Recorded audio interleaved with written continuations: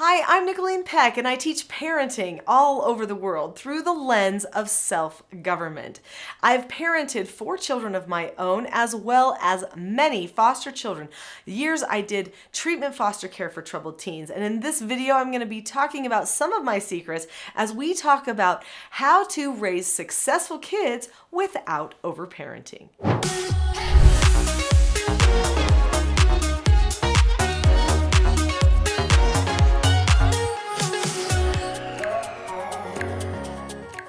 In this video, I'm going to be talking about what overparenting looks like, and I'm going to be sharing with you some of my secrets for how you can get them to listen to you and help them find purpose and be successful in life without controlling everything and overparenting it all. So what does overparenting look like? We've probably all seen it. In fact, many parents probably say, I'm not going to do that. I'm not going to micromanage my child. But you know what? If you have one of those type A personalities where you see the details of all the little things, you could fall into micromanaging before you even know it. And the type A parent does have a tendency to overparent because they want to control things on a regular basis. So overparenting looks like nagging, looks like lots of lecturing. It looks like the parent taking things very personally. It also looks like indulging the child too much. That's right. Is that surprising to you? Overparenting can actually be indulging the child too much. Some parents think that they are doing the best by their children and doing the best parenting by giving their child too much. So I would think most of you, if you've clicked on this video, are not thinking of that in terms of overparenting, but I just wanted to make sure that we brought that up because many people see the hitting, the spanking, the scolding, those things would definitely be considered overparenting by most people. And you know what? None of those things, the overindulging and the scolding, none of those things actually touch the heart of the child the same way that really good deliberate parenting does. So we're going to talk about deliberate parenting. The term I use to describe deliberate parenting or intentional parenting is self-government parenting. So what is self-government? Self-government is being able to determine the cause and effect of any given situation and possessing a knowledge of your own behavior so that you can control them. So what that means is that you understand cause and effect in your relationships. So you say, what type of outcomes do I want to have with this child? I want close bonding. I want them to listen to me. I want to have a good impact on them. Okay, these might be some of the outcomes you want. So then you say, what is my plan for how to get those things? I hope that's why you're watching this video, so that you can come up with a good plan to get those types of outcomes. Then what you do is you go forward with your plan, and if you see yourself go off course, you get new training. You get new help. You help yourself plan a better course. The second part of the definition is possessing a knowledge of your own behavior so that you can control them. So what that means is that you examine yourself on a regular basis and you make the changes that you need to get the results that you're hoping for with a relationship with your child. When a person is a self-governing parent and they are pre-planning things ahead of time, they usually need to be pretty deliberate in the pre-plan. So there's this picture in our head of what we hope to accomplish for our families. And we don't often articulate that picture to other people. So that picture is what I call the family vision. And it's a good idea to write it down, to take some time to say, what type of a family do I want to have in the future? Pick one moment in the future and write down what you want that moment to be like with your family. Now, you might not even be done having your children yet, but see if you can guess ahead of time. And then if you need to adjust the picture as time goes by and improve it, then so be it. But be sure you tell your children the picture. Have them give their input to what type of a family they would like to become too, so that everybody has buy-in. That's one of the key things that a really successful parent does. If you don't want to have to control every instance, you've got to be a little bit more big picture. The micromanaging parent is the parent who is too detail-oriented. We love details. They're important. In order to be consistent in your parenting, parenting, you do need to see details, but we can't lose sight of the big picture. So if you have a harder time, especially with staying big picture in your parenting, make sure that you deliberately do the detail thing of writing out that big picture plan for the future. Talk about it regularly with the children, allow them some time to have input, and then refer back to it again and again so that your family has a reason why they're going to learn to control themselves and communicate better in the first place. I'm going to talk about some of the skills that you're going to want to make a really good plan and how you can help everybody achieve that vision that you've created for the future. But before I do that, leave me a comment. What types of overparenting have you seen? I only gave a few examples, but there are many types of overparenting. So put some lists in the chat below.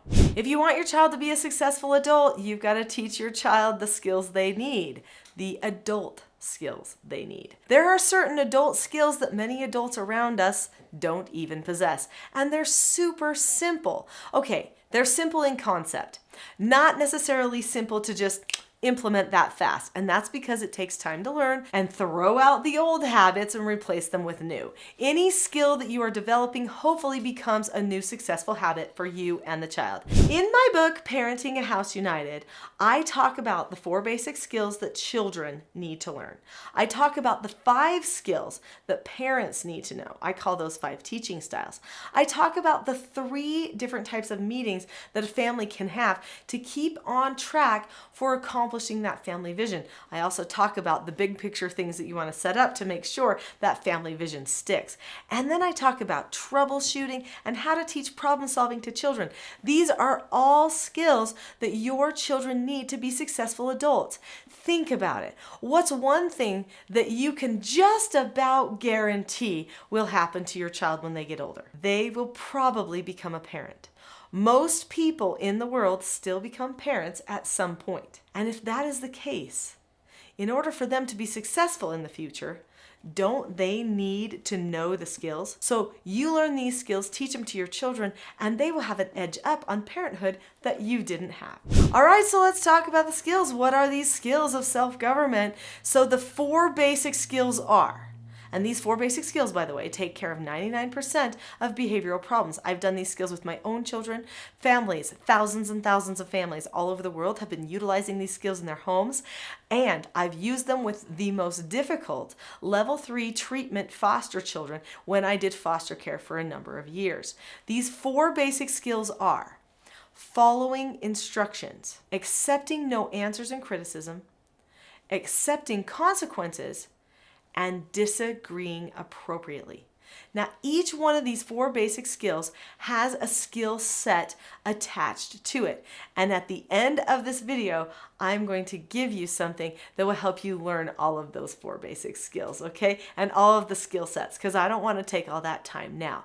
But I will just say that every one of those skills involves calmness, okay?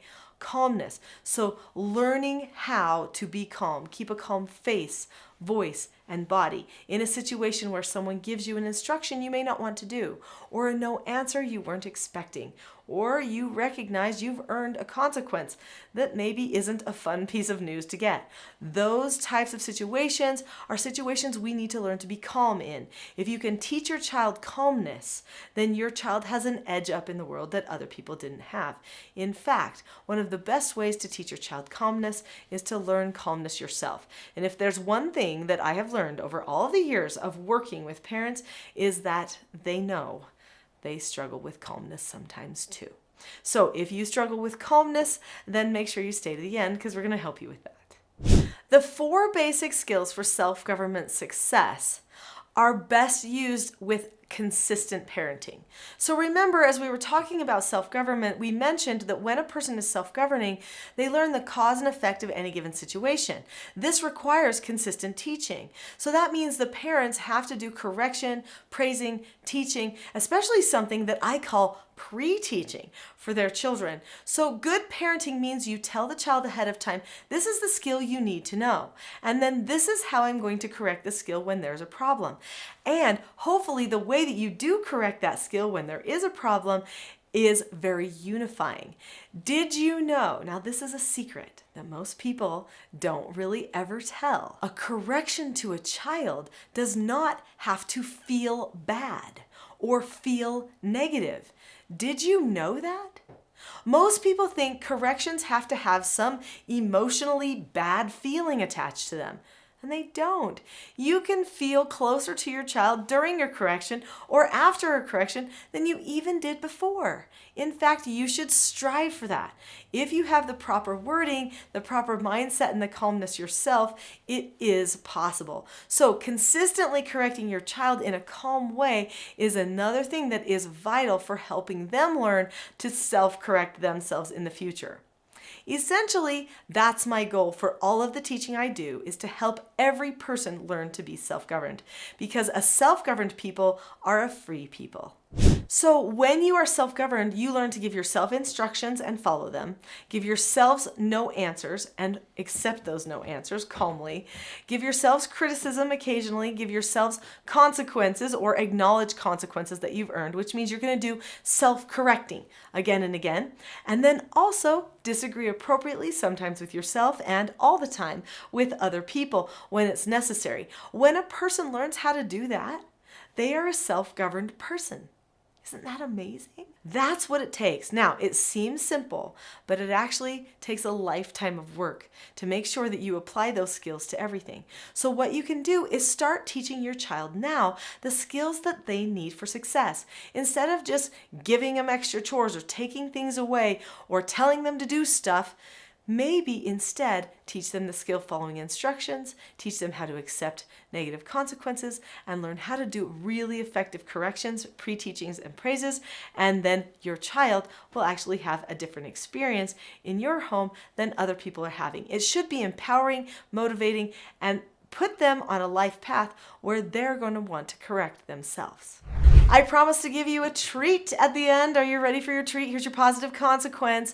I have a free gift for you. That free gift is my Calm Parenting Toolkit. It is a mini course. It's not my full parenting course, but it is a great beginning step for learning self-government, and I'm going to give it to you for free. So if you click on the link in the description below this video to the Calm Parenting Toolkit, then you can have that 10-lesson toolkit for free to start learning calmness for you and for your children. Click on the link now, and I'll see you there.